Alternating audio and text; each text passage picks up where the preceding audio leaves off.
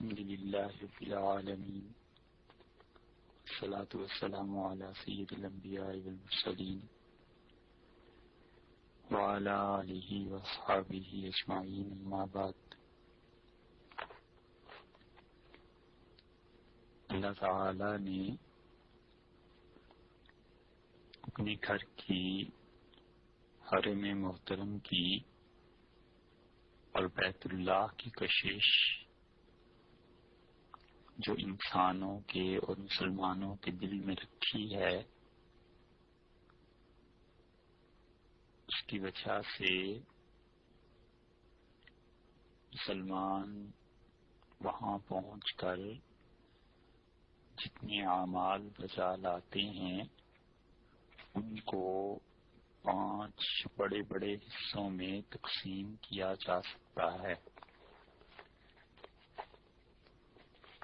ایک تو طواف ہے، اور وہ دنیا میں کہیں بھی ادا نہیں کیا جا سکتا، اس کے لیے بیت اللہ ہی کا ہونا ضروری ہے۔ نفل طواف یا وہ طواف جو عمرے میں آتا ہے یا وہ طواف جو حج میں آتا ہے، کسی بھی قسم کا طواف ہو، اس کا مرکز بیت اللہ ہے، اور بیت اللہ کے علاوہ کسی جگہ بھی یہ عبادت ممکن نہیں ہے۔ اس لیے ایک تو یہ عبادت ہے جس کے لیے بیت اللہ کی حاضری ضروری ہے، اور اس طواف میں طواف کی تمام قسمیں آ جاتی ہیں، خواہ نفل طواف ہو، خواہ نظر مان لی ہو اور اپنے ذمے خود سے واجب کر لیا ہو، اور یا پھر ایسا طواف ہو جو حج یا عمرے کا رکن ہے، یا پھر ایسا طواف ہو جو فرض ہے، جیسے طواف زیارت۔ طواف کی 7 قسمیں اس سے پہلے بیان کی گئی تھیں، تمام کے تمام طواف ان کے لیے بیت اللہ کا ہونا ضروری ہے۔ دوسری عبادت جس کے لیے وہاں حاضری دی جاتی ہے وہ عمرہ ہے، اور عمرہ اس میں بھی طواف، سعی، احرام کا باندھنا اور سر کے بالوں کا کٹانا یا منڈوانا، یہ اعمال ہیں عمرے کے۔ اور تیسری، چوتھی اور 5ویں عبادت وہ تینوں حج کی اقسام ہیں کہ کوئی آدمی اللہ کے حضور میں حج کرتا ہے تو اس کا حج خواہ فرض ہو اور خواہ نفل ہو، اور وہ حج چاہے بدل میں کرے اور چاہے اپنی ذات کے لیے کرے، تمام حج اصل میں تو بنیادی طور پر 3 قسم کے ہوتے ہیں۔ ایک آدمی وہ ہے جو حج افراد کرتا ہے، محض حج کا احرام باندھتا ہے، اور دوسرا آدمی وہ ہے جو حج میں حج کے ساتھ ساتھ عمرے کا بھی احرام باندھتا ہے۔ عمرے کا احرام جس انسان نے بھی حج کے ساتھ باندھا، اگر وہ عمرہ کرتا ہے اور عمرہ کرنے کے بعد احرام کو کھول دیتا ہے اور پھر اس کے بعد پھر حج کرتا ہے تو یہ حج تمتع کہلاتا ہے، یعنی ایسا حج جس میں اس نے فائدہ اٹھایا عمرے کے ساتھ ساتھ حج کرنے کا بھی۔ اور تیسری قسم کا حج حج قران کہلاتا ہے، اور حج قران کا مطلب یہ ہے کہ اس میں بھی آدمی حج اور عمرہ دونوں کرتا ہے، لیکن وہ فرق یہ آ جاتا ہے کہ وہ عمرہ کر کے احرام کو کھولتا نہیں ہے، بلکہ احرام جب بھی اس نے باندھا ہے اس کے بعد وہ عمرہ کرے گا اور عمرے کے بعد احرام کو کھولے گا نہیں، سر کو منڈائے گا نہیں، سعی کر کے عمرے کی۔ اس کے بعد وہ انتظار کرے گا یہاں تک کہ وہ حج کر لے۔ 8 ذی الحج کو مینا چلا جائے، 9 کو عرفہ میں، پھر رات مزدلفہ کی گزارے، پھر واپس آئے اور واپس آ کر رمی کرے اور اس کے بعد قربانی کا جانور ذبح کرے اور سر کے بال منڈائے اور پھر وہ اپنا احرام کھول دے اور طواف زیارت کرے کہ اس انسان نے ایک ہی احرام میں جتنے بھی دن گزارے یہ سب کا سب حج قران ہے۔ تو حج کی یہ 3 قسمیں یاد رکھنا ضروری ہیں اور یہ سوچ لینا ضروری ہے کہ آپ حج کے جو مسائل سن رہے ہیں آپ نے کون سا حج کرنا ہے۔ یہ حج کے مسائل میں بار بار یہ بات آئے گی کہ آپ کا حج افراد کا ہے، تمتع کا ہے، قران کا ہے، کون سا حج آپ کر رہے ہیں، اس حج کے مسائل الگ ہیں۔ اس لیے وہاں جا کر یہ نہیں کیا جا سکتا کہ جو باقی سب حاجی کر رہے ہیں وہ بھی کرنا شروع کر دیں، بلکہ اپنا حج بچانا ضروری ہے اور مسائل کا سیکھنا ضروری ہے۔ یہ پتہ ہونا چاہیے کہ آپ نے حج کون سا کرنا ہے، اور یا کبھی عمرے کے لیے اگر جانا ہے تو عمرہ مستقل سے ایک عبادت الگ سے ہے۔ تو اس لیے آپ دیکھیے 5 عبادتیں ہو گئیں، ایک طواف ہوا، ایک عمرہ ہوا، ایک حج افراد ہوا صرف حج، اور ایک حج تمتع ہوا جس میں 2 احرام باندھنے ہیں، پہلا احرام حج کے عمرے کے لیے اور پھر دوسرا حج کے لیے، اور اس کے بعد 5ویں عبادت حج قران ہے، اور حج قران میں ایک ہی احرام باندھنا ہے، اور وہ جب باندھ دیا تو اس میں پہلے عمرہ کیا اور سر کے بال صرف نہیں مڈائے، عمرے کو تمام ارکان پورے ہوئے، پھر اسی میں حج کر لیا اور آخر پہ سر کے بال اتروا کر احرام کو کھول دیا اور طواف زیارت کر لیا۔ یہ 5 عبادات ہیں بنیادی طور پہ جس کے لیے اللہ تعالی کے گھر میں حاضری دی جاتی ہے۔ ان 5 عبادات میں سے 4 عبادتیں ایسی ہیں جن میں سعی ہے، نفلی طواف ہے نا، اس کے بعد تو سعی نہیں کرنی، بس نفل طواف کر لیا یہ عبادت ہوگی، اور عمرہ اس کے بعد بھی سعی ہے، حج افراد اس میں بھی سعی ہے، حج قران اس میں بھی ہے کیونکہ عمرہ اس میں بھی شامل ہے، تمتع اس میں بھی ہے کیونکہ اس میں عمرہ بھی شامل ہے۔ تو سعی جو ہے یہ باقی 4 عبادتوں میں شامل ہے، اس لیے سعی کے مسائل کے ساتھ ساتھ یہ بھی خیال میں رکھیے گا کہ اس کے بعد حج کے احکامات بیان کیے جا رہے ہیں تو پہلے ہی سے یہ یاد رکھنا ضروری ہے کہ آپ کون سا حج کرنے جا رہے ہیں، کس حج کی توفیق اللہ نے آپ سے مانگی ہے۔ عام طور پر ہمارے ممالک سے حج تمتع کے لیے جاتے ہیں، حالانکہ قران کا حج سب سے زیادہ افضل ہے۔ حضور اقدس صلی اللہ علیہ وسلم نے جو حج کیا تھا وہ قران ہی کا تھا، حتیٰ کہ حافظ ابن قیم رحمۃ اللہ علیہ زاد المعاد میں انہوں نے اس پر بحث کی ہے، مگر وہ بھی اس بات پر پہنچے ہیں تحقیق کے بعد کہ رسول اللہ صلی اللہ علیہ وسلم کا حج یہ قران کا حج تھا اور سب سے زیادہ افضل قران کا حج ہے۔ اس میں آدمی کو احتیاط بھی زیادہ کرنی پڑتی ہے اور زیادہ دیر تک احرام میں رہنا پڑتا ہے، کوئی ایسی بات نہیں ہے۔ اللہ تعالیٰ جب موقع دے تو قران کا حج کرنا چاہیے۔ زندگی میں کبھی کبھار یہ موقع آتا ہے، اور اگر پیسے حلال کے کمائے ہوئے ہوں اور حلال کا پیسہ ہو تو پھر اس زمانے میں تو شاید زندگی میں ایک بار ہی حج آدمی کر سکتا ہے، ورنہ اخراجات اور یہ چیزیں اتنی زیادہ ہیں کہ دوبارہ حج کرنا مشکل ہے۔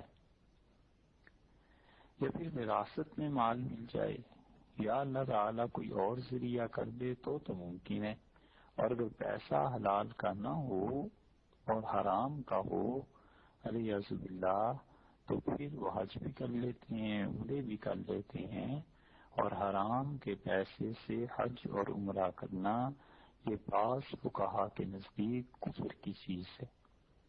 وجہ اس کی یہ ہے کہ اللہ کے گھر میں جا رہا ہے اور اللہ کی راہ میں خالص حرام مال اگر خرچ کر رہا ہے، بہت ڈرنے کی بات ہے۔ آدمی چاہیے کہ پیسہ حلال ہو، مال حلال ہو، اس کی فکر سب سے زیادہ کرے، کیونکہ مال اگر حلال کا نہیں ہے اور جسم میں اس کا کھانا حرام کا، پینا حرام کا، تو یہ حج اور عمرہ کوئی معنی نہیں رکھتے، قطعاً کوئی معنی نہیں رکھتے۔ ثواب تو درکنار رہا، اگر جوتے نہ پڑیں اور قیامت میں عذاب نہ ہو، بس یہی کافی ہے۔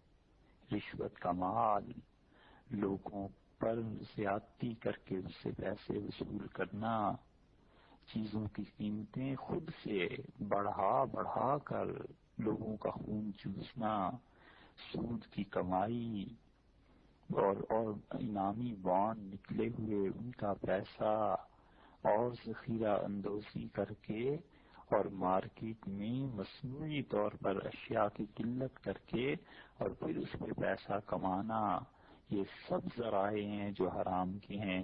اور اسی طرح لوگوں پر جرمانے لگا کر اور لوگوں پر جرمانے لگا کے ان سے ٹیکس وصول کر کے اس سے حج کرنا، یہ سب حج اور عمرے اللہ کے ہاں قبولیت تو بہت دور کی بات ہے، غنیمت جانے کہ اگر خدا کے ہاں سے عذاب نہ ہو۔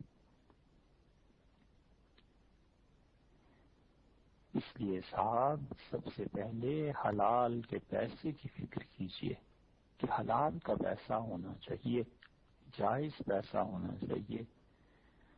حضرت عبداللہ ابن عمر رضی اللہ عنہ نے کہا کہ حضور اقدس صلی اللہ علیہ وسلم نے فرمایا کہ تم میں سے جس انسان کے جسم پر کپڑے اگر 10 روپے کے ہیں اور 9 روپے حلال کے ہیں اور 1 روپیہ حرام کا ہے، مادام علیہ، جب تک وہ کپڑے اس کے جسم پر رہتے ہیں خدا اس کی عبادت کو قبول نہیں کرتا۔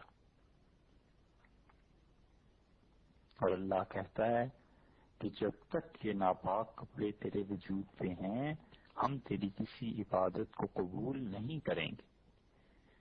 اس لیے سب سے پہلے دیکھے کہ میرے پاس پیسہ آ کہاں سے رہا ہے، سورس کیا ہے، اور اگر حلال کا پیسہ میسر نہیں ہوتا عمر بھر تو اس پہ حج فرض ہی نہیں ہے، کیا کرنا ہے، کیوں جانا ہے؟ حلال کا پیسہ نہ ہو اور شوق لے کے حج اور عمرے کا مر جائے، خدا کے یہاں زیادہ ثواب اور اجر کی بات ہے بنسبت اس کے کہ خالص حرام کے پیسے سے حج کرے یا عمرہ کرے اور اللہ کے یہاں سے پھٹکار پڑے۔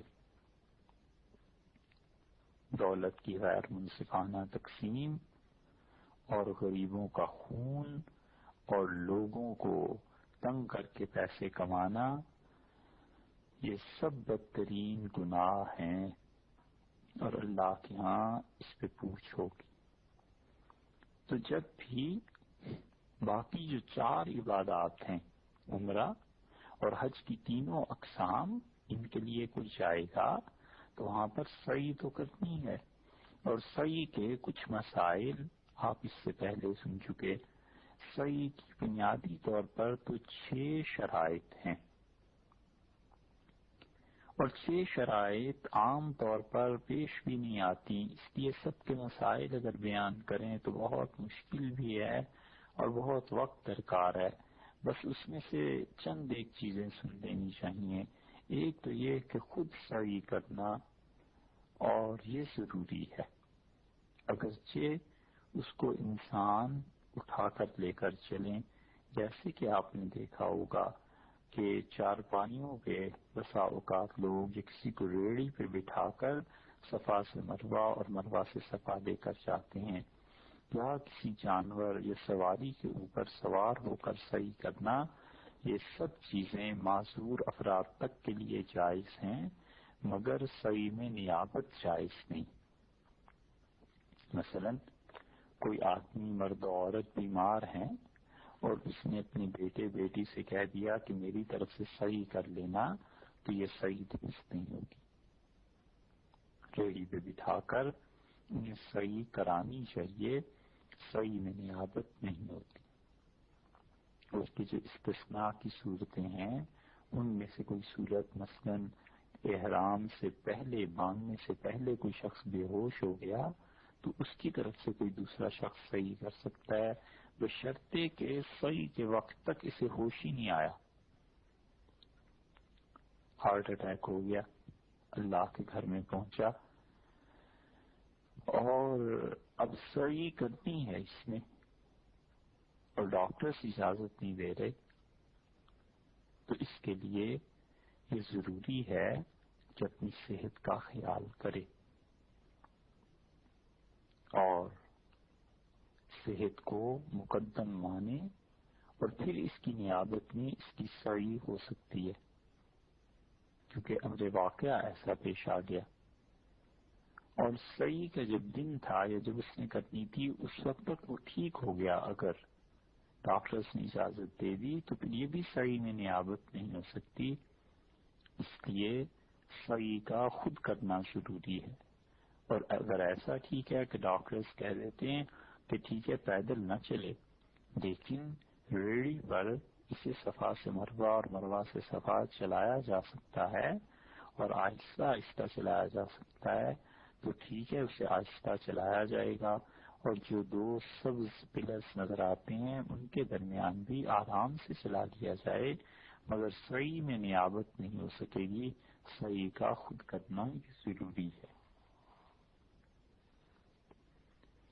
ایک شرط یہ بھی ہے سعی میں کہ احرام جو باندھتا ہے اگر حج کی سعی کرتا ہے، خواہ قران کا احرام باندھے، تمتع کا باندھے، افراد کا باندھے، تینوں صورتوں میں حج کی سعی اس نے کرنی ہے، اور عرفات سے پہلے پہلے تو احرام کا ہونا سعی کے وقت شرط ہے، کہ ضروری ہے کہ احرام باندھے ہوئے ہو، سعی اسی میں ہوگی۔ اور اگر وقوف عرفہ کے بعد 9 ذی الحج کے بعد سعی کرتا ہے تو احرام کا باقی رہنا ضروری نہیں، بلکہ احرام کا نہ ہونا مسنون ہے۔ اور اگر سعی عمرے کی ہے تو احرام کا باقی رہنا واجب ہے، ضروری ہے۔ 3 صورتیں ہو گئی۔ ایک صورت تو یہ ہوئی کہ کوئی آدمی حج کی سعی کرتا ہے اور حج کر رہا ہے وہ قران کا، تو قارن کے لیے، قران کا حج کرنے والے کے لیے طواف زیارت کے بعد جو سعی ہونی ہے وہ عرفات سے پہلے کرنا افضل ہے۔ اس مسئلے کو مزید وضاحت سے بیان کر دیتے ہیں کہ اللہ تعالیٰ نے آپ کو توفیق دی اور اس کے گھر میں آپ حاضر ہوئے، قران کا احرام باندھ لیا نا، تو اب جب بھی آپ پہنچیں گے آپ کو ایک تو طواف قدوم کرنا ہے، اس کا ذکر طواف کا جب بیان تھا وہ ہو چکا۔ ایک اس کے بعد آپ نے یہ کرنا ہے کہ عمرہ کرنا ہے۔ اب اس کے بعد آپ کا خیال یہ ہے کہ حج زیارت یا طواف زیارت جو فرض ہے اور آخر پہ بالکل پہنچ کے حج کے سارے کام مکمل ہو چکے، رمی ہو گئی، 12 ذی الحج کا سورج ڈوبنے سے پہلے پہلے آ کے آپ نے طواف زیارت کرنا ہے، تو یہ طواف زیارت جو اس وقت کریں گے سادہ کپڑوں میں ہی ہوگا نا۔ اس طواف زیارت کے بعد سعی بھی کرنی ہے، وہ بھی سادہ کپڑوں میں ہوگی۔ آپ جب پہنچے تو آپ نے کہا کہ کیوں نہ اچھی چیز پہ عمل کیا جائے، اور اچھی چیز پہ عمل یہ ہے، زیادہ ثواب کی بات یہ ہے کہ عرفات 9 ذی الحج سے پہلے قران کا احرام باندھا ہوا ہے۔ اب عمرہ آپ نے کر لیا، اب تو آپ احرام کو کھول بھی نہیں سکتے کیونکہ قران کا احرام ہے، تو اس احرام میں ایک نفلی طواف کر کے اور اس کے بعد سعی کرنا ہے اس نیت سے کہ اللہ جو سعی میں نے کرنی تھی طواف زیارت کے بعد آج اس سے پہلے ہی کر لیتا ہوں۔ یہ افضل ہے، احرام کا ہونا اس کے لیے ضروری ہے۔ یہ ہو گیا ایک مسئلہ، تو یہ ہوا۔ دوسرا مسئلہ یہ ہے کہ کسی نے حج تمتع کیا تو تمتع والے کے لیے تو افضل یہ ہے کہ وہ اپنی سعی طواف زیارت کے بعد کرے آخر میں، تو وہ وقوف کر گیا عرفہ کا، 9 ذی الحج گزر گئی، تو اب جو آئے گا طواف زیارت کرے گا تو سادہ کپڑوں میں آئے گا نا۔ اس وقت احرام کا نہ ہونا یہی مسنون ہے اس کے لیے، سادہ کپڑوں میں ہی سعی ہوگی۔ 2 صورتیں۔ اور اگر کوئی شخص سعی کر رہا ہے عمرے کی، طواف کیا، طواف کے بعد 2 رکعتیں پڑھی، ملتزم پہ آئے، دعا مانگی، زمزم پیا خوب جی بھر کے، اور کھانا کھانے چلے گئے، وضو کیا، کھانا کھایا، سعی کا فوراً کرنا تو ضروری نہیں تھا، سو گئے، نیند سے فارغ ہو کے اب آیا کہ میں اب سعی کر لوں اس عمرے کی جو میرے ذمہ باقی ہے، تو اب یہ واجب ہے، ضروری ہے کہ احرام کی حالت ہی میں سعی کرے گا۔ اگر کہیں سادہ کپڑے پہن کے آ گیا یا طواف کے بعد اس آدمی نے حلق کرا لیا، سر کے بال اتروا لیے چاہے غلطی سے، تو طواف کے بعد حلق کرا کے پھر سعی کرنے آیا ہے تو اب اس پہ دم واجب ہو جائے گا، لیکن سعی اس کی صحیح ہو جائے گی۔ ایک دم، ایک خون، ایک قربانی اللہ کی راہ میں وہاں پر دینی پڑے گی۔ تو سعی جو عمرے کی ہے وہ واجب ہے، ضروری ہے، مگر چونکہ اس کو فوراً طواف کے بعد کرنا ضروری نہیں ہے، کوئی مرد و عورت، 1000 مسائل پیش آ جاتے ہیں۔ عمرے میں فرض کر لیجئے 2 گھنٹے لگ جاتے ہیں، تو طواف سے فارغ جب ہوئے 1 گھنٹہ گزر چکا تھا۔ اب بچوں کا مسئلہ ہے، انہیں حرم سے لے کے جانا ہے، جہاں ٹھہرے ہیں وہاں بچے ہیں، انہیں کھانا کھلانا ہے، کوئی بھی عذر پیش آ جاتا ہے تو اس عذر کی وجہ سے چلے گئے اور ان کاموں کو پورا کر کے واپس آئے، تو وہ جو احرام باندھا ہوا ہے اسی میں سعی کرنی ہے، واجب ہے سعی کے لیے کہ عمرے کی سعی میں احرام باندھا ہوا ہونا چاہیے۔ یہ فرق ہے حج کے اور عمرے کے مسائل میں، فقہا نے یہ بھی شرط لکھی ہے۔ ایک اور تیسری شرط یہ ہے کہ صفا سے شروع کر کے مروہ پر ختم کی جائے سعی۔ اگر کسی آدمی نے مروہ سے ابتدا کر لی تو پھر یہ جو چکر صفا تک پہنچے گا اس کا یا پھیرا جو لگے گا یہ کسی کھاتے شمار میں نہیں، بلکہ صفا پہ پہنچ کے پھر وہاں سے سعی کی نیت کر کے لوٹ کر پھر مروہ تک آئے اور مروہ سے صفا تک پھر جائے، یہ 2 چکر ہو گئے۔ یہ جو پہلا چکر تھا کسی کھاتے میں نہیں ہے، 7 چکر اس فضول پھیرے کے علاوہ کرنے ہیں جو مروہ سے شروع کر کے صفا تک پہنچا تھا۔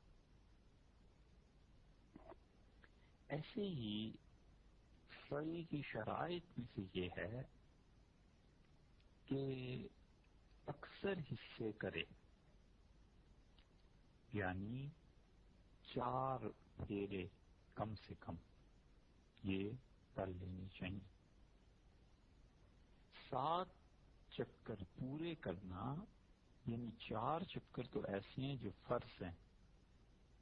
ابتدائی 4 چکر، پہلا شروع ہوا صفا سے مروہ تک 1، مروہ سے صفا 2، اور پھر صفا سے مروہ 3، اور مروہ سے صفا 4. یہ 4 چکر صحیح میں فرض ہیں. اس کے بعد جو 3 چکر ہیں نا، یہ واجب ہیں، فرض نہیں. تو اگر کسی آدمی نے یہ 3 چکر چھوڑ دیے تو صحیح ہو جائے گی، لیکن ہر ایک چکر کے عوض میں صدقہ فطر کے برابر صدقہ واجب ہوگا. اس کو پھر کہتے ہیں زیادہ آسان لفظوں میں سن لیجئے. سعی جو ہے اس کے 7 چکر ہوتے ہیں نا، خواہ وہ عمرے کی ہے اور خواہ وہ حج کی ہے، سب برابر. ان میں پہلے 4 چکر، صفا سے مروہ 1 اور مروہ سے صفا 2 اور پھر صفا سے مروہ 3 اور مروہ سے صفا پر 4، یہ 4 چکر تو فرض ہیں. اور اگر ان میں سے 4 چکر نہیں لگائے، اکثر حصہ 7 میں سے 4 ہی ہوا نا، تو اگر اکثر حصہ نہیں کیا تو صحیح سرے سے ہوگی ہی نہیں. 4 چکر لگا لیے، اس کے بعد کوئی عذر پیش آ گیا، اللہ تعالیٰ عافیت سے رکھے، سلپ ہو گیا، ہڈی ٹوٹ گئی، کوئی بیماری آ گئی، کوئی اور عذر پیش آ گیا، ہنگامی طور پہ کہیں جانا پڑ گیا، بھاگنا پڑ گیا. یہ 3 پھیرے جو رہ گئے ہیں، اگر اس نے 3 چکر یہ چھوڑ دیے تو صحیح ہمارے ہاں حنفی فقہا کے یہاں اس کی ہو جائے گی، لیکن ہر چکر کے عوض میں 3 چکر تھے نا، اسے صدقہ فطر کے برابر رقم واجب ہے کہ صدقہ کرے. مثلا وہ سوچ لے کہ اس سال شوال میں چھوٹی عید پہ صدقہ فطر کتنا دیا تھا، تو یاد آیا کہ 15 روپے صدقہ فطر بنا تھا. تو یہاں پر 3 چکر رہ گئے تھے، 4 پورے کر لیے تھے. اگر 4 ہی پورے نہ کیے ہوتے، جو کہ اکثر حصہ ہے، تو صحیح نہ ہوتی. 4 پورے ہو گئے تھے، 3 رہ گئے تھے، تو 15 کو 3 سے ضرب دیں تو 45 روپے بن گئے. یہ 45 روپے حرم شریف میں وہاں پر صدقہ کرنا ضروری ہے. یہ ہے صحیح طریقہ. اس لیے فقہا نے لکھا ہے کہ 5ویں شرط یہ ہے کہ صحیح کے اکثر چکر خود لگائے، اور اگر کسی عذر سے باقی چکر رہ گئے ہیں جو اکثر کے بعد کم رہ جاتے ہیں، جیسے کہ 3 چکر، تو اس میں ہر ایک کے عوض میں صدقہ فطر کے برابر گندم یا جو یا جو چیز بھی یا نقد روپے، یہ قیمت صدقہ اتنا واجب ہے اور یہ صدقہ فطر کی ہی طرح ہے. ایک اور بات یہ ہے کہ سعی کے وقت میں سعی کرنا، یہ حج کی سعی کے لیے شرط ہے، عمرے کے لیے شرط نہیں. یعنی حج کے دنوں میں ہی کرے، جو حج کر رہا ہے اس کی سعی حج کے دنوں میں ہی کرنا. اور سعی کو حج کے مہینوں سے مؤخر کرنا یہ مکروہ ہے. مثلا کسی انسان نے حج کی سعی کی تھوڑی سی، پھر اس میں محرم کے بعد سفر میں سعی کے چکر لگائے تو یہ مکروہ ہے، کیونکہ سعی ساری کی ساری ایک ہی مرتبہ کرنا یہ واجب نہیں ہے ہمارے نزدیک. اگرچہ سنت ہے، مستحب بھی ہے، بہتر بھی ہے، ثواب کا کام بھی ہے، مگر واجب. سعی کے صحیح ہونے کے لیے نیت شرط نہیں، یہ ضروری نہیں ہے کہ نیت کرے، کرنی چاہیے۔ جب فرض کر لیجیے کہ نیت نہیں کی تو بھی سعی ہو گئی۔ سعی کے لیے صفا پہ آیا کوئی آدمی اور کسی سے باتیں کر رہا تھا، کسی اور مسئلے میں مصروف تھا، سوچ میں تھا، اور سعی در صفا پہ کھڑا ہوا اور وہیں سے چل پڑا مروا کی طرف، اور چلتے ہوئے یاد آیا کہ وہ سعی کی تو نیت ہی نہیں کی تھی، تو اب لوٹے گا نہیں، سعی وہ پورا کرے، نیت اس کے لیے شرط نہیں۔ اور سعی کے چکروں میں آپس میں اتصال اور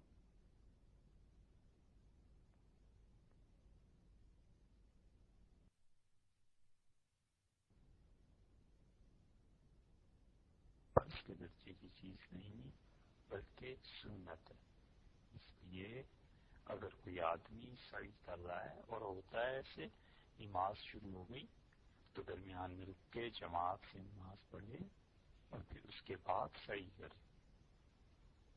ایسے ہی وضو نہیں رہا سعی میں تو چاہے وضو کرے اور آ کر پھر سعی کرے۔ ایسے ہی کھانا پینا کوئی اور عذر پیش آ گیا اور سعی کے لیے اگرچہ وضو بھی شرط نہیں ہے، لیکن بہتر یہ ہے کہ آدمی باوضو ہو، تو یہ سنت ہے سعی کے چکروں کا پے در پے ہونا فرض نہیں۔ اسی طرح سعی میں کچھ چیزیں واجب ہیں، ضروری ہیں، اور ان میں سے ایک یہ بھی کہ صفا سے شروع کر کے مروا پر سعی کو ختم کیا جائے، اور دوسرے یہ بھی ہے کہ ایسے طواف کے بعد سعی ہوگی جو طواف باقی کی حالت میں کیا جائے۔ فرض کر لیجئے کہ کسی آدمی نے طواف کیا، کسی مرد و عورت نے، اور بعد میں پتا چلا کہ ان کے لیے غسل کرنا ضروری تھا، تو غسل کے ضروری ہونے کی وجہ سے وہ طواف ہی نہیں ہوا۔ اب جب طواف نہیں ہوا تو اس کو صحیح نہیں۔ سعی کا ایسے طواف کے بعد ہونا ضروری ہے، واجب ہے، جو طواف باقی کی حالت میں کیا گیا۔ دوسری شرط یہ ہے کہ سعی کو صفا سے شروع کر کے اور 7واں چکر مروا پہ جا کر ختم کیا جائے۔ شروع صفا سے کرنا ہے اور آخری چکر جو ہے وہ مروا پر ختم کر دیا جائے۔ تیسری واجب چیز یہ ہے کہ پیدل سعی کی جائے۔ اگر کوئی عذر نہ ہو تو پیدل کا سعی کا کرنا یہ واجب ہے۔ اس لیے بغیر عذر کے کوئی شخص سوار ہو کر سعی کرے گا تو دم واجب ہوگا۔ یہ خیال کر لیا جائے اس مسئلے کو۔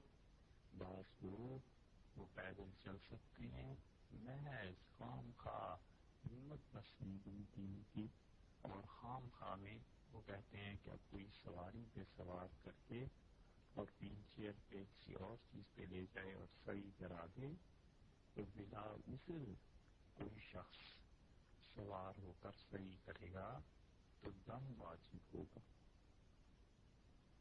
بغیر عذر کے سوار ہو کر سعی نہیں کرنی چاہیے، پیدل سعی کرنا یہ ضروری ہے، بشرطے کہ کوئی عذر نہ ہو۔ ایسے ہی عمرے کی سعی میں عمرے کا احرام سعی کے آخر تک باقی رہنا، یہ سعی جب پوری ہوتی ہے تو عمرے کا ایک حصہ ہے، ایک رکن ہے، ایک ضروری چیز ہے، تو عمرے کی سعی میں احرام کا ہونا ضروری ہے۔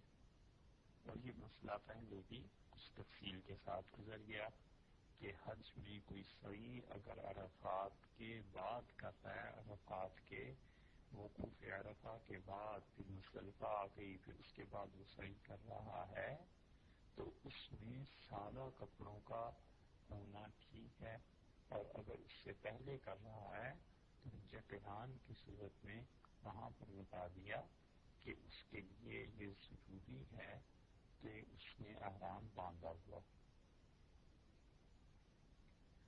صفا اور مروہ کے درمیان پوری مسافت طے کرنی چاہیے. یعنی صفا جو پہاڑ ہے اس سے بالکل صحیح طریقے سے شروع کرنا چاہیے. یہ نہیں ہو سکتا کہ کوئی شخص مثلاً جو لوگ وہاں گئے ہیں وہ اس بات کو سمجھ سکیں گے کہ کوئی شخص طواف کے بعد باقی اعمال سے فارغ ہو کے سعی کے لیے آیا اور اس نے درمیان میں کسی دروازے سے نکل کے یا وہ داخل ہوا ہے وہ دوسری طرف سے حرم کے بالکل سامنے جو پیچھے کی طرف صفا اور مروہ کے پہاڑوں کے پیچھے کی طرف سے آیا ہے وہاں سے اور کسی دروازے سے داخل ہوا اور وہیں سے اس نے اپنا چہرہ مروہ کی طرف کر لیا اور چل پڑا تو یہ چیز ٹھیک نہیں ہوگی. صفا اور مروہ کے درمیان پوری مسافت طے کرنی چاہیے. صفا سے بالکل پرانے فقہا تو لکھتے تھے کہ ایڑی کو ملا کر چلنا شروع کرنا چاہیے. ہمارے زمانے میں صفا اور مروہ میں وہ حدود تو رہی نہیں جو حضور صلی اللہ علیہ وسلم کے دور میں تھی یا اس کی بھی بعد ایک عرصے تک باقی رہی ہیں, لیکن کہ پھر بھی پورے کا پورا چکر لگنا چاہیے صفا سے مروہ بھی اور مروہ سے صفا. سعی کے لیے پاک ہونا شرط اور واجب نہیں, خواہ حج کی سعی ہو یا عمرے کی سعی ہو, البتہ مستحب ہے. مثلا طواف ہو گیا, سب چیزیں ہو گئی عمرے کی, تو اب سعی کے لیے یہ ضروری نہیں ہے کہ وضو نہ ہو تو بھی وہ سعی کر سکتا ہے.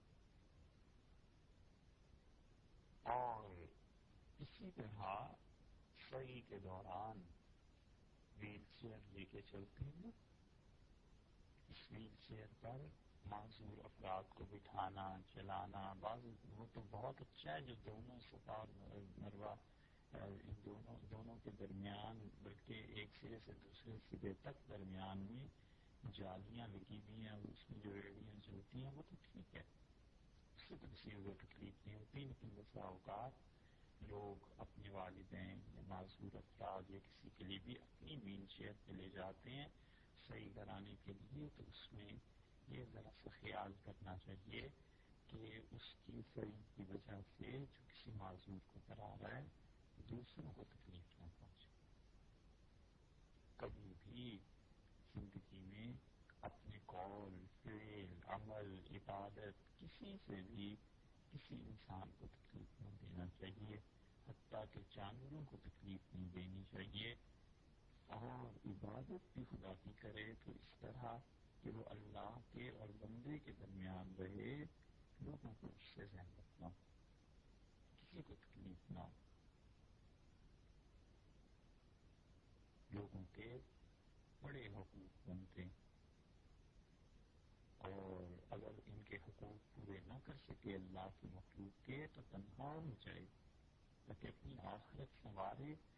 اللہ کے ہاں لوگوں کے حقوق پوچھے جائیں گے اور کس کس کا جواب دیتا پھرے گا. یا پھر ہمت کرے اور لوگوں کے بیچ میں رہے اور لوگوں کے حقوق پورے کرے, اور اکثر ہوئی ہے کہ لوگوں میں رہے اور ان کی تکلیف کو برداشت کرے. حضرت صلی اللہ علیہ وسلم نے یہی بتلایا.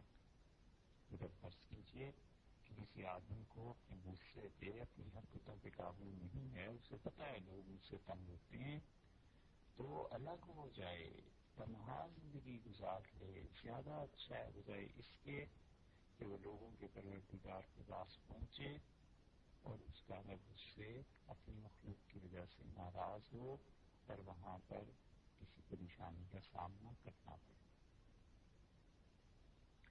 سعی میں کچھ چیزیں سنت ہیں. مثلاً حجر اسود کا استعلام کرتے سعی کے لیے مسجد سے نکلنا. حضرت جابر رضی اللہ عنہ کی روایت میں بھی آتا ہے اور کئی جگہ پر یہ آیا ہے.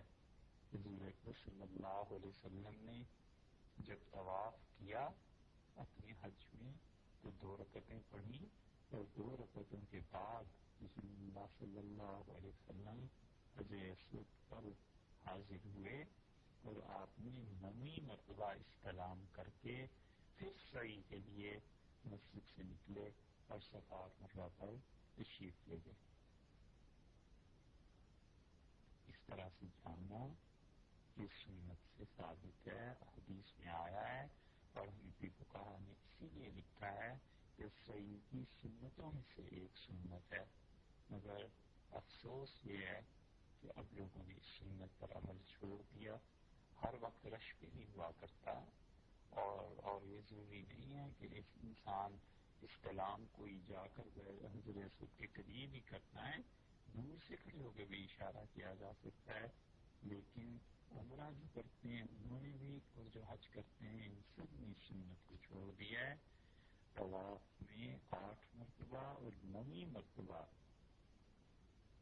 فارغ ہو کے بیت اللہ کے سارے اعمال سے صفا پہاڑی کی طرف جانا کہ سعی کرے، اس سے پہلے 9 مرتبہ پھر حجر اسود کا استلام سنت.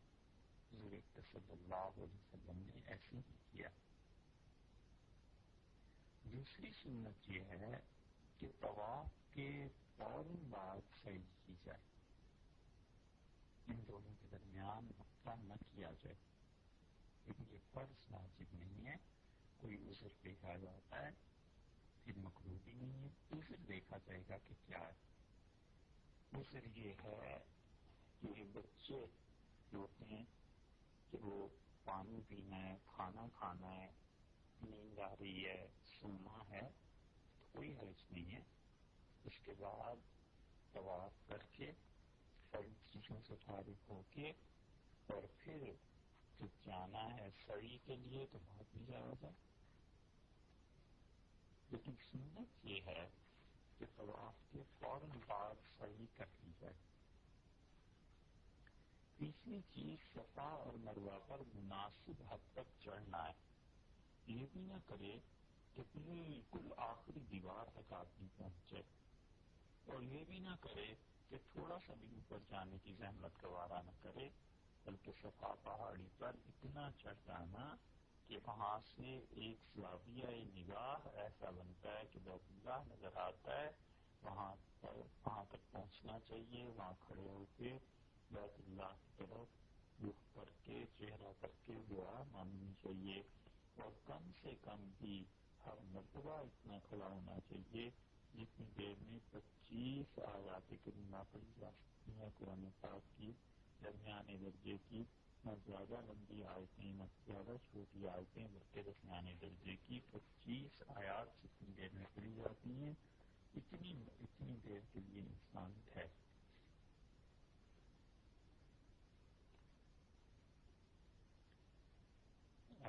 تین سنتیں ہو گئی. حجر اسود کا استعلام کرنا 1 مرتبہ اور طواف کے فوراً بعد سعی کرنا 2 اور صفا اور مروہ پر چڑھنا 3. چوتھی سنت یہ ہے کہ صفا اور مروہ دونوں جگہ پر قبلہ رو ہونا، قبلے کی طرف چہرہ کرنا. حضور صلی اللہ علیہ وسلم جب کھڑے ہوتے تھے تو قبلہ کی طرف چہرہ کرتے تھے. یہ دین کے جتنے بھی اعمال ہیں صاحب یہ سب کے سب سنت کے مطابق ہونا چاہیے. کئی برس پیسے جمع کیے، اب اللہ کے گھر میں حاضری ہوئی ہے، کیا فائدہ کہ کوئی کام آدمی ایسا کر لے جو سنت سے ثابت نہیں یا یہ کہ اس کے برعکس کوئی چیز کر لے. دین نام ہے رسول اللہ صلی اللہ علیہ وسلم کی سنت کے اتباع کا. دین اپنی خواہشات پوری کرنے کا نام نہیں ہے. دین نام ہی اس چیز کا ہے کہ اللہ کی عبادت اور اپنی زندگی اس طرح سے گزارے جیسے حضرت صلی اللہ علیہ وسلم کی سنت کے مطابق کھانا پینا، تجارت، معاش، حلال کا رزق کمانا، اور اسی طرح شادی بیاہ، طلاق، نکاح، ہر چیز میں بس یہ دیکھتا رہے آدمی کہ سنت کیا. حضرت صلی اللہ علیہ وسلم نے طلاق دی تھی، ایک طلاق دی ہے، 3 نہیں. کبھی بھی طلاق کی نوبت آ جائے، کبھی بھی 3 طلاق نہ دے، بس ایک طلاق دے اور چھوڑ. خود بخود ہی عدت گزرے گی اور نکاح ختم ہو جائے گا.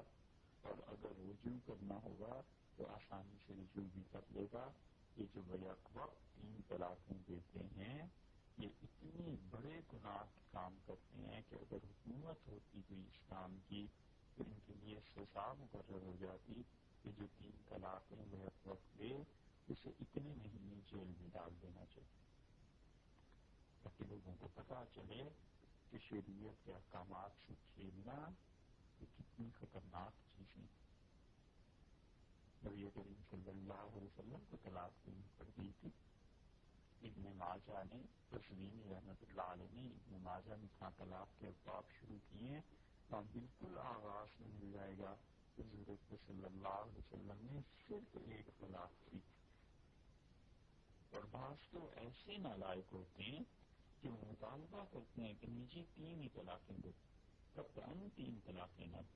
کوئی بھی مطالبہ کرتا رہے کہ ایسے مطالبہ کرتے ہیں اس وجہ سے کہ وہ بھی سنت سے جاہل ہوتے ہیں. انہیں پتہ ہی نہیں ہوتا کہ رسول اللہ صلی اللہ علیہ وسلم نے طلاق کیسے دی تھی. بس اس کا ہوتا ہے کہ طلاقیں 3 ہی ہونی چاہیے. اور جو دینے والے ہوتے ہیں یہ ان سے بھی بڑے جاہل ہو جاتے ہیں کہ جب غصہ آیا تو 3 طلاقوں سے کم بات نہیں، 1 طلاق دینی ہے. ایسے ہی یہ صفا مروا، ایسے ہی معیشت، کھانا پینا سنت کے مطابق ہونا چاہیے. رسول اللہ صلی اللہ علیہ وسلم کی سنت میں اللہ کی جو خوشی اور رضا شامل ہے کسی چیز میں نہیں. بزرگی کا اصل معیار یہی ہے کہ دیکھنا چاہیے کہ جو بھی بزرگ، شیخ، پیر، مرشد کوئی بھی ہے، سنت کا کتنا اتباع ہے، رسول اللہ صلی اللہ علیہ وسلم کی سنت پر کتنا عمل کرتے ہیں.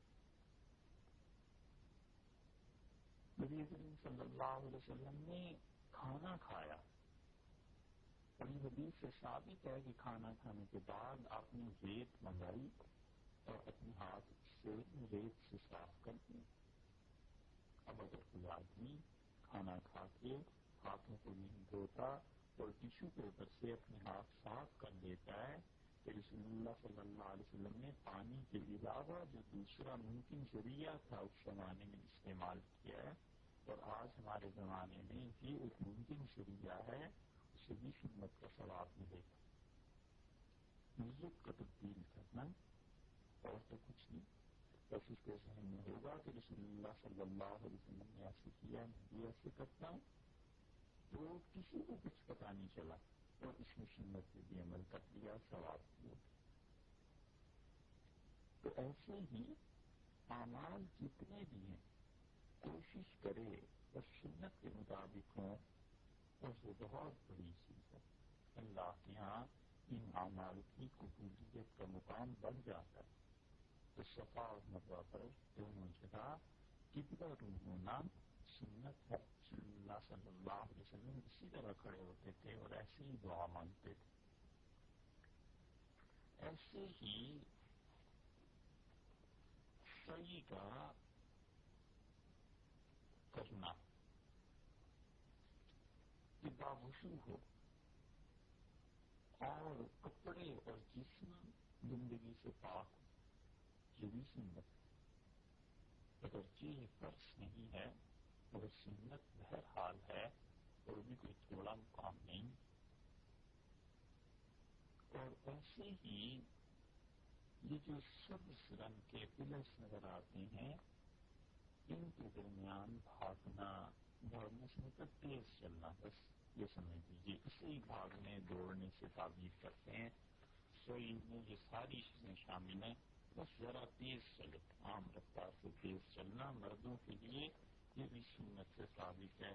رسول اللہ صلی اللہ علیہ وسلم جب حاضر ہوئے تھے حج کے لیے خدا کی بارگاہ میں تو ایسے ہی کیا تھا. اور اپنے آپ کو جسم کو سطر کو ڈھانپنا مرد و عورت سب کے لیے فرض ہے, ضروری ہے. فرض تو ہے ہی ہے لیکن یہاں زیادہ اہتمام کی ضرورت.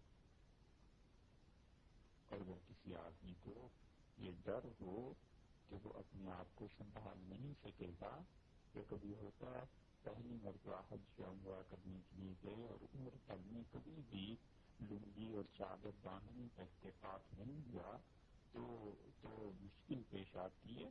اس چادر کے دونوں کنارے سامنے پہ سلوان لے جائیں, یہ بھی جائز ہے. اور اس کی تفصیل احرام کے مسائل میں گزر چکی.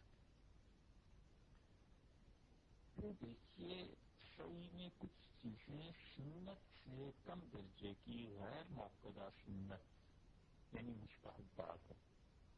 نیت کرنا یہ مستحب ہے.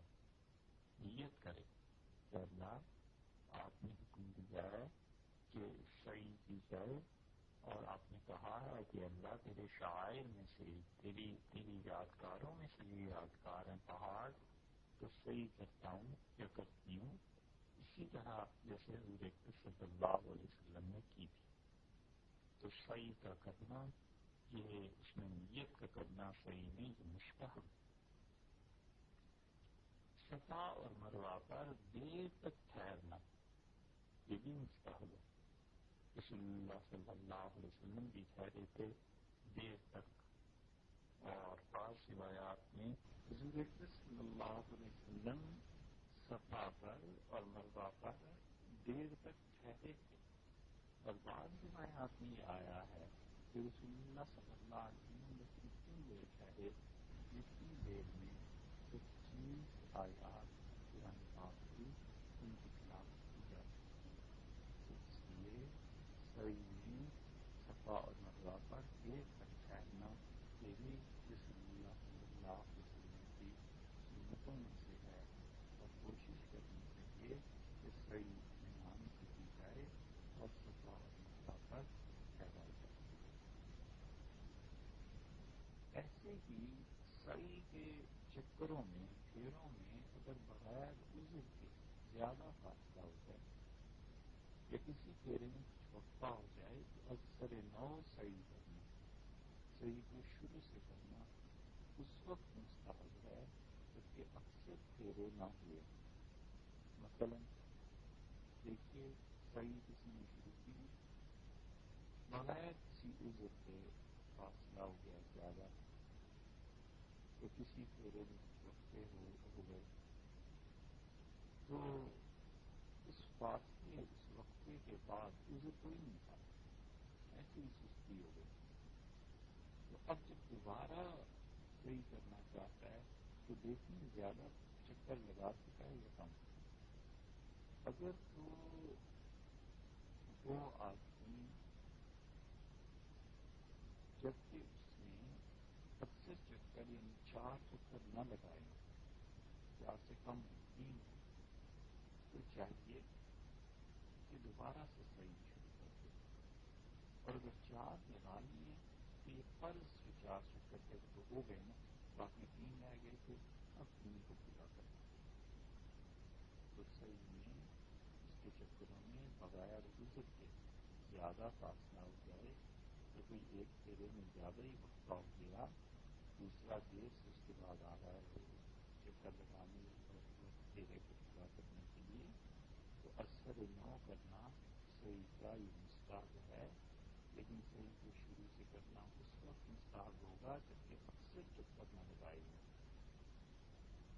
اور صحیح سے فارغ ہو کر مسجد حرام میں آ کے 2 رکعتوں کا پڑھنا یہ بھی مستحب ہے.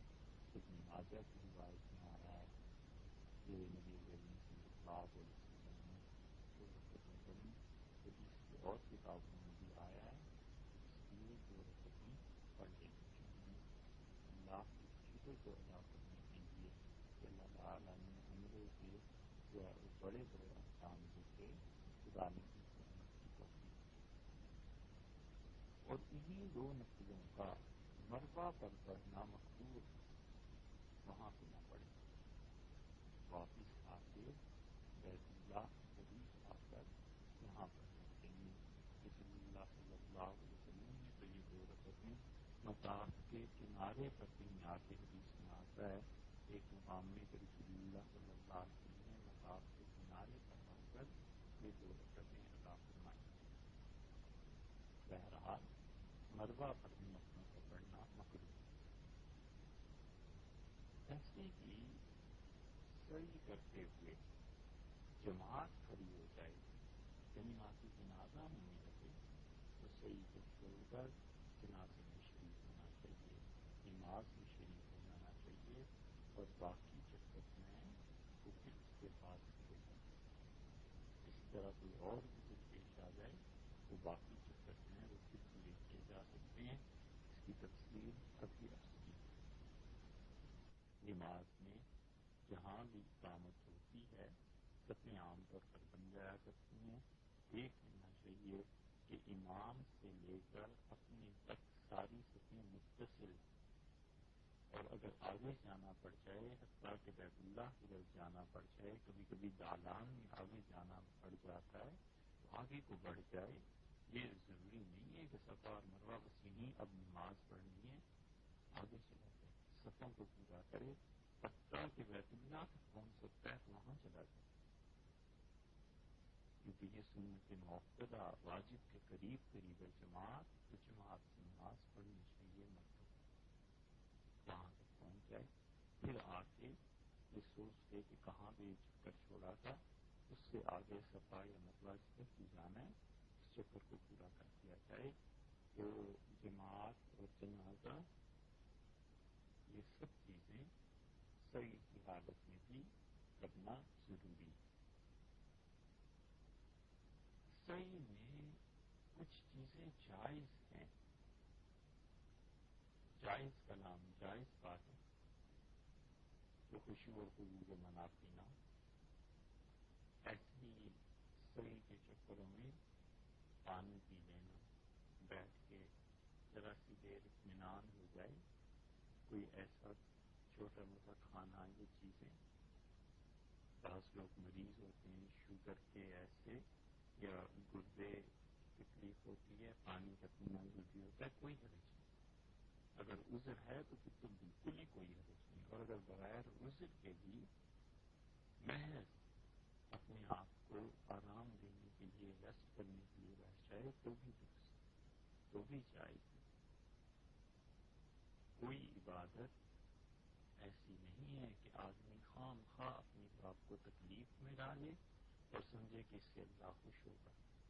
اللہ تعالیٰ خوش ہوتا ہے حضور اکرم صلی اللہ علیہ وسلم کی سنتوں پر عمل کرنے سے، اور رسول اللہ صلی اللہ علیہ وسلم نے کوئی عبادت کا طریقہ ایسا نہیں بتایا جس میں لوگ خام خواہ اپنی جان کو، اپنے نفس کو تکلیف دیں اور پھر وہ یہ سوچیں کہ اللہ ان چیزوں سے راضی ہوتا ہے۔ اللہ انسانوں کے ان اعمال سے خوش ہوتا ہے جو اعمال حضور اکرم صلی اللہ علیہ وسلم نے کیے ہیں اور بتائے ہیں امت کو۔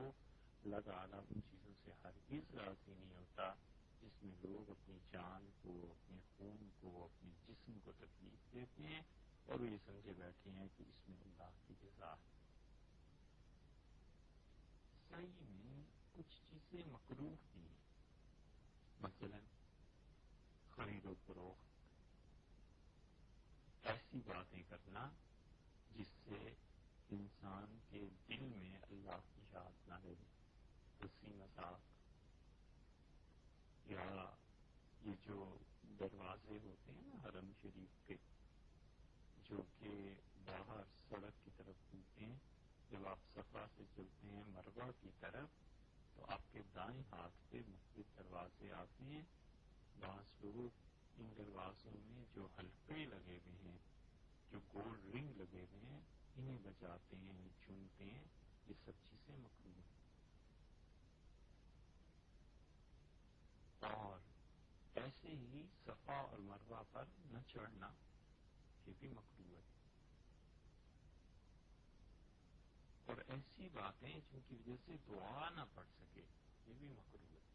خاموش ہو کے صحیح کرے یہ بھی ٹھیک ہے، لیکن اسے دعا آتی ہے رب برہم انت العز الاکرم، اللہ مغفرت فرما، اللہ رحم کر دے، اے پروردگار اب سب سے زیادہ رحم فرمانے والے ہیں، اور اے اللہ آپ سب سے زیادہ مہربانی کرنے والے ہیں، اپنی زبان میں پڑھتا رہے. تو یہ باتوں میں لگ کے دعا کو چھوڑ دینا یہ سعی کی مکروہات میں سے ہے. یا سعی کے چکر بغیر کسی عذر کے پیدل پینا کرنا بعض فقہا کے یہاں یہ بھی مکروہ ہے. اور اسی طرح یہ جو دو ستون سبز رنگ کے ہیں ان میں کوئی آدمی بغیر عذر کے تیز نہ چلے، یہ مکروہ ہے. اگر کوئی عذر ہو، بڑھاپا ہے، یہ چیزیں ہیں تو پھر تو ٹھیک ہے. کیونکہ عبداللہ ابن عمر رضی اللہ عنہ آہستہ چلتے تھے. تو سعید بن جبیر رحمۃ اللہ علیہ نے کہا کہ میں نے سنا، اور حضرت فرماتے تھے کہ انا شیخ کبیر، اب بوڑھا ہو گیا ہوں، عمر زیادہ ہو گئی ہے، اس لیے نہیں چل سکتا. اور بتاتے تھے کہ حضور اقدس صلی اللہ علیہ وسلم جب تشریف لائے تھے یہاں پر اللہ کی بارگاہ میں حاضر ہوئے تھے، سعی کی تھی، تو یہاں سے لے کے یہاں تک رسول اللہ صلی اللہ علیہ وسلم تیز